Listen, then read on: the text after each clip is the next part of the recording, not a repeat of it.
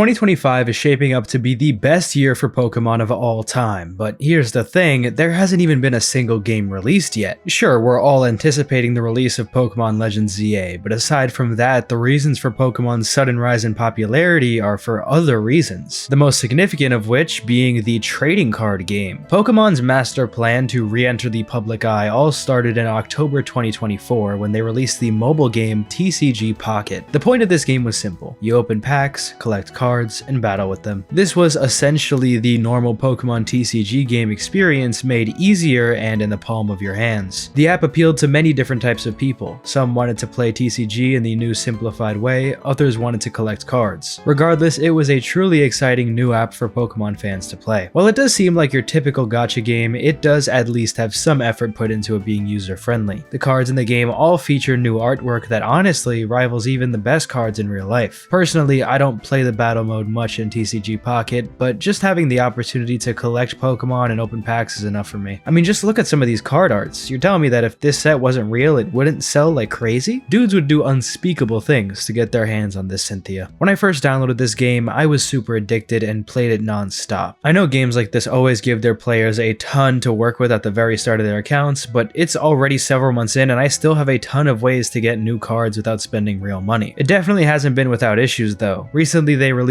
the new trading feature and of course it wasn't great. Being able to trade cards that you might have to pay actual money for is a feature the Pokemon Company would of course heavily regulate. Other than that though, TCG Pocket is a massive success and it has continued to be supported with new sets through the new year. This was just the first step in the revival of Pokemania though, because in late January 2025, Pokemon would release their next set in Pokemon TCG, Prismatic Evolutions. Now, releasing new sets is usually nothing that crazy. I mean, we've seen plenty of Scarlet and Violet sets with hype, but nothing that would cause headlines in the news. Well, this time, I think they knew they had a hit on their hands. The point of Prismatic Evolutions was to collect all of the Eeveelutions, and if you know anything about Pokemon fans, they love Eevee. Of course, the set instantly sold out and has been impossible to get, but let's revisit this in a minute because oh boy, there's a lot to unpack about this set. Soon after the set was released, Pokemon announced their collaboration with McDonald's. As I'm sure we're all aware, these fast food collaborations always give life to whatever they're promoting. The cool thing about this one though is that they released a very tiny batch of new Pokemon cards with this Happy Meal. Realistically, these cards aren't rare or anything, but they didn't really need to be. The fact that Pokemon was collaborating with the biggest fast food chain was all they needed to become popular in the eyes of both adults and children. I mean, I literally never eat fast food these days, and I went to McDonald's to get a Happy Meal. To me, this is about as easy as you can get for marketing, since you can get average people talking about Pokemon even if they otherwise would have never cared about it. Alright, so you know how I said we would look at Prismatic Evolutions again? Yeah, let's get into that now. So over the last year, Pokemon TCG has been in an interesting place. New sets had been decently interesting, but really everyone was discussing the insane value of previous sets in the Sword and Shield days. Cards like the Moonbreon have become this generation's Shadowless Charizard in terms of value. And yeah, every set there's always a new chase card worth hundreds of dollars. Well, imagine that, but instead there's over a dozen of these chase cards. Prismatic Evolutions decided to make rare cards for every Eeveelution, which of course, when it was announced, perked up the ears on people trying to make some money. People who wanted to actually get the Eevees and loved the character got excited too, but not until they tried to pre-order it and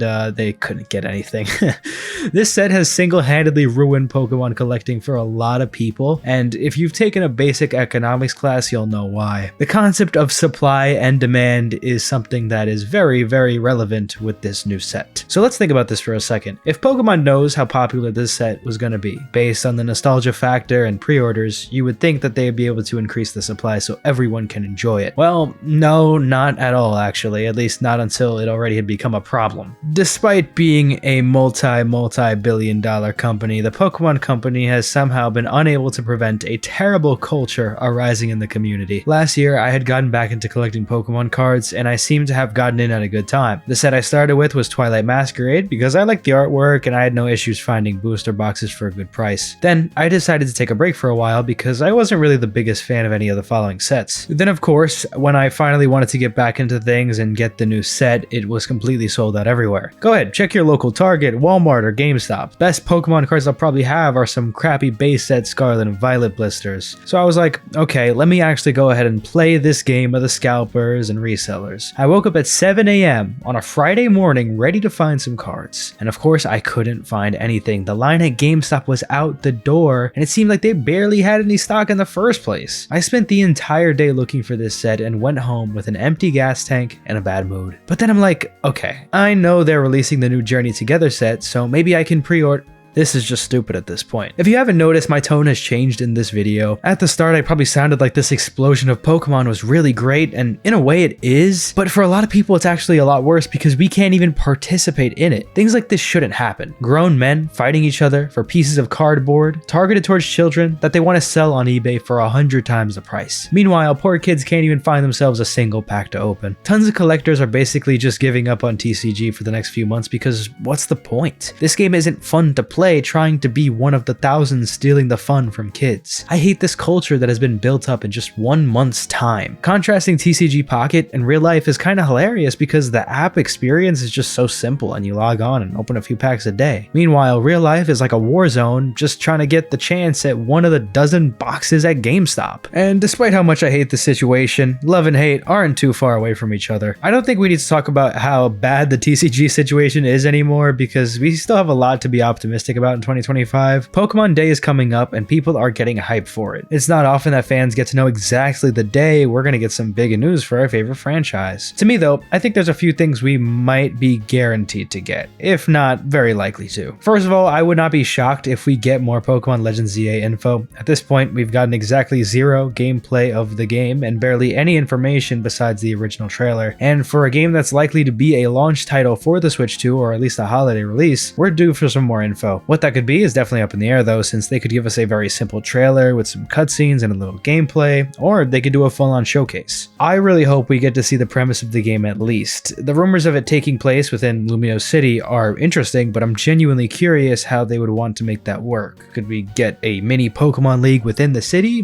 Who knows? Besides that, there has been a ton of rumors surrounding the Gen 5 remakes. I mean, all of the hints they've been giving the past year are a little too obvious. It also helps that some of the big hits in the upcoming Journey Together set revolve around N. Gen 5 is my personal favorite generation, so hearing this information would genuinely make my mind explode. Of course, that's assuming the remakes don't look like BDSP. Literally, I'd be happy if the games look like Let's Go if that meant that they were still fun. The past few years have been rough for Pokemon fans who really don't enjoy the newer games as much. I mean, we got Legends Arceus and that was cool, but Scarlet and Violet seemed like a disappointment in a lot of areas. All I want is for Pokemon to really hone in on what the fans love about their games the most, and hopefully they can make a great product with the new Switch 2 hardware. Pokemon's marketing team have done a fantastic job at staying relevant this year, and it's like when one thing starts dying down, they release something new to keep the ball rolling. Yes, some of it has been rough. TCG being uncollectible for the average person is very, very annoying, and I hope it gets resolved in some capacity. I couldn't tell you how many people I saw at the card restocks trying to get something for their Valentine and walking home empty-handed. Who knows, maybe they wanted supply to be lower so fans talk about it more. Either way, it's always good when Pokemon is something to look forward to. This is literally my favorite franchise of all time, but it never fails to disappoint me time and time again. At the end of the day, it's a love-hate thing. I love Pokemon and I've devoted a large portion of my life toward it, but I hate seeing fans at each other's necks all the time. Whether it's arguing about the integrity of the Pokemon company or just trying to get some packs. It seems like the community hasn't stood in unison in a long, long time.